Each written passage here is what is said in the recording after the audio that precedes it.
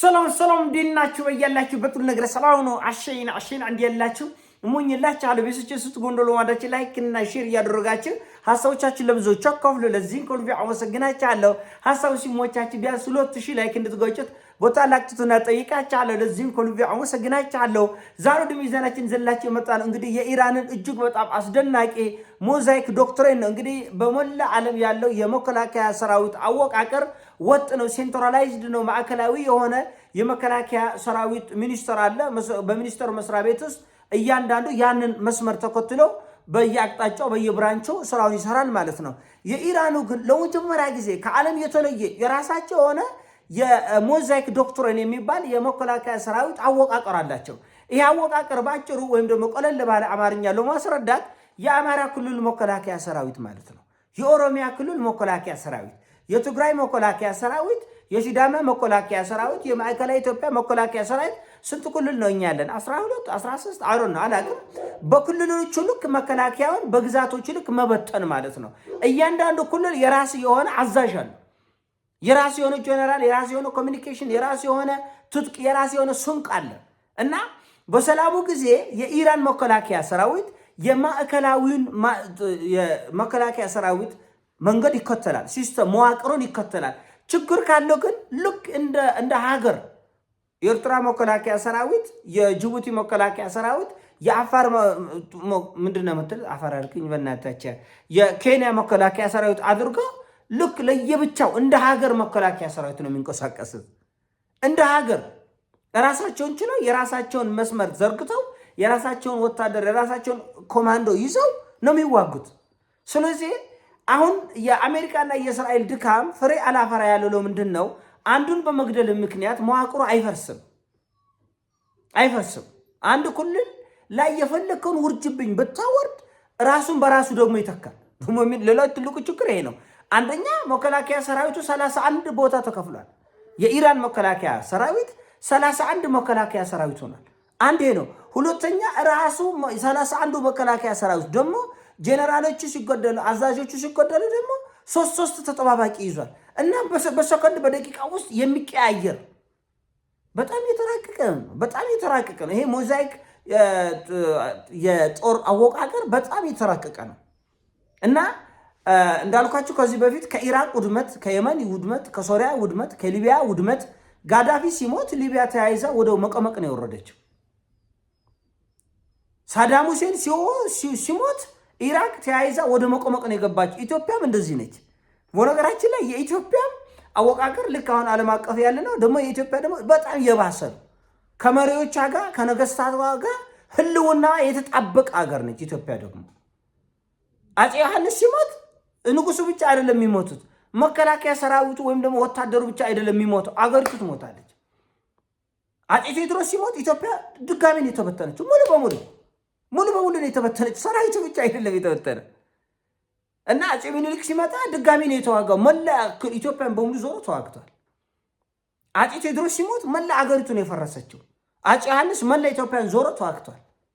እና የኢትዮጵያ ነገስታት ሲሞቱ አገሪቱን ይዞ ነው የሚሞቱት።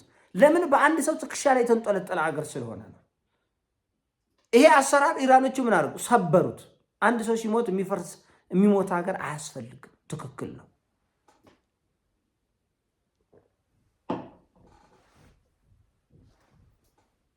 አንድ ሰው ሲሞት የሚሞት አገር፣ አንድ ሰው ሲወድቅ የሚወድቅ አገር።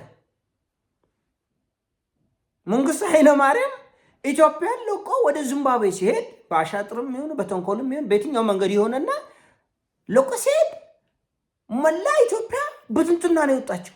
ህወሓት ያለ ምንም ውጊያ ከጎንደር ተራሮች እስከ አዲስ አበባ ያለ ውጊያ ነው የመጣ። ለምን? ሰራዊቱ በትንትና ነው የወጣው።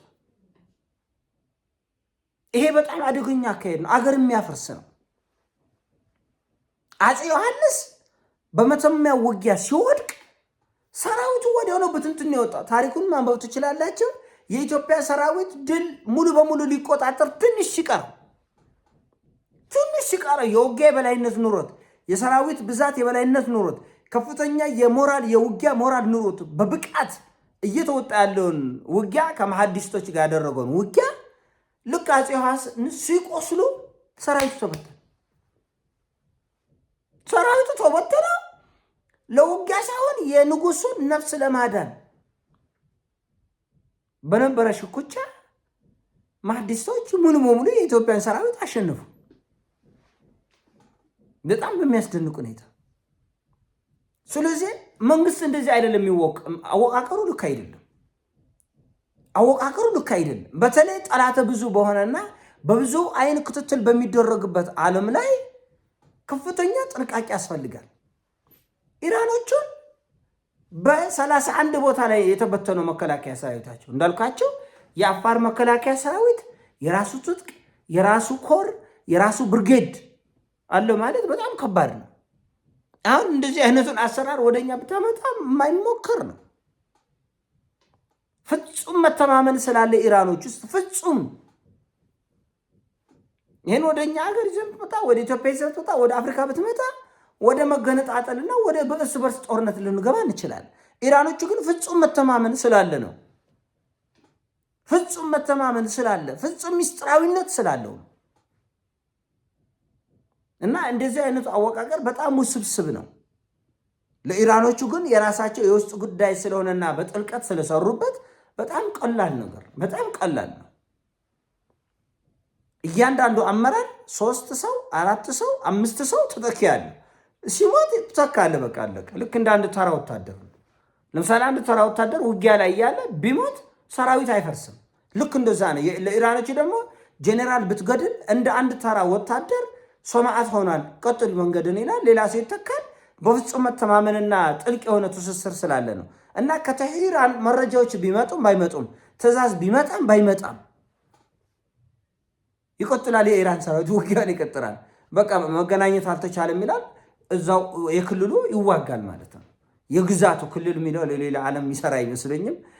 የግዛቱ ሰራዊት ይዋጋል እና እንደ ሀገር መከላከያ ሰራዊት ሆኖ ነው የሚዋጋው። ዲሴንትራላይዝ የሆነው ለራሱ ለውጊያ ቴክኒክ ነው እንጂ ለጎጠኝነት አይደለም። እዚህ ሀገር ልዩ ኃይልን ብታደራጅ የሀገር ስጋት ሆኖ ይገኛል። ልዩ ኃይል እንኳን ለኢትዮጵያ ስጋት ሆኖ ነው የሚገኘው። እንኳን መከላከያ ሰራዊቱን በተነ የአማራ ክልል መከላከያ ሰራዊት የኦሮሚያ ክልል እንደዛ አይነት አወቃቀሩን ለማስረዳት ይሄን ሐሳብ የተጠቀምኩትና በጣም ይሄም ያስደንቅ ነው። አሁን ግራ ገባች እስራኤሎች እንዴ ኮሌን ጎልደልና አይደል እንዴ ምንድነው አይበተንም። ቀድሞ የተዘጋጀ ነው። ከሊቢያ ጠባሳ፣ ከሊቢያ ቁስል፣ ከኢራቅ ቁስል፣ ከአፍጋኒስታን ቁስል መድማት ተምረዋል። መማር ያስፈልጋል። ከሌሎች ቁስል መማር ያስፈልጋል። ጥልቀት ያለው መረዳት ያስፈልጋል። እንደ ኢትዮጵያ ንጉስ በሞተ ቁጥር አብራ የምትሞት አገር፣ አብራ የምትፈርስ አገር፣ አብራ የምትደቅ አገር መድቀቅ ነው። አፄ ቴዎድሮስ ሲወድቅ አገሪቱ አብራ ነው የወደቀችው። አፄ ምኒልክ ነው የተተካው። አፄ ምኒልክ አንድ የሆነች ኢትዮጵያን አልተቀበለም። ማን ነው? አፄ ዮሐንስ ነው የተተካው። አፄ ዮሐንስ ዞር ነው ሞላ ኢትዮጵያን ተዋክቶ እንደ አዲስ አንድነቷን የያዘ። እንደገና አፄ ዮሐንስ ሲመደም እንደገና አገሪቱ ተወተነች። እንደገና ደግሞ አፄ ምኒልክ ውጊያ ውስጥ ገባ። ስለዚህ በጣም ፈታኝ ነው። በግለሰቦች ላይ የተንጠለጠለ የአገር ህልውና መቼም አይዝልልቅም። መሪዎች ሲሞቱ አገር ይፈርሳል። መሪ በተካተተ አገሩን ወደ ማፍረስ ነው የሚሄደው። ስለዚህ ኢራኖች ይሄ ሞዛይክ የሚባለው የጦር አወቃቀር እጅግ በጣም የተራቀቀ ኮንፊውዝድ ያደረገ ራሱ እስራኤሎችንም አሜሪካኖችንም አውሮፓውያኖችም ጭምር ኮንፊውዝድ ያደረገ አዲስ ሐሳብ ነው። አዲስ ጽንሰ ሐሳብ ነው። አዲስ መንገድ ነው። የተራቀቀ መንገድ ነው እና ይሄ ለመያዝ ለመጨበጥ የማይመች ግራ የሚያጋባ ነው። ለነሱ ግን በጣም ቀለል ያለች ነች። በፍጹም መተማመንና በአንድነት መንፈስ የሚንቀሳቀስ ስለሆነ የኢራን ሰራዊት በአጭር ጊዜ አንድ ሰው ሲሞት አንድ ሰው ይተካል፣ አንድ ሰው ሲሞት አንድ ሰው ይተካል። ግንኙነት ከማዕከላዊ አገዛዝ ከጠፋ የራሳቸውን ኮሚኒኬሽን የራሳቸው ግንኙነት ይጠቀማሉ። እያንዳንዱ ግዛት መከላከያ ሰራዊት እንደ ሀገር መከላከያ ሰራዊት አክት ያደርጋል። እንቅስቃሴዎቹ እንደ ሀገር የሀገሪቱ መከላከያ ሰራዊት አድርጎ ነው የሚንቀሳቀስና ይሄ በጣም የተራቀቀ እና አዲስ መንገድ በመሆኑ አሜሪካኖችም ሆነ እስራኤሎችን እጅግ በጣም በከፍተኛ ሁኔታ ያስደነገጠም ግራም ያጋባም ደግሞ ማሰብ የጠየቀም እና ብዙ ዋጋ ያስከፈለ ጉዳይ ነው። ይሄን ሀሳብ ሲሞቻችሁ ላይክ አድርገው ሼር አድርገው። ወዳችኋለሁ። ፒስ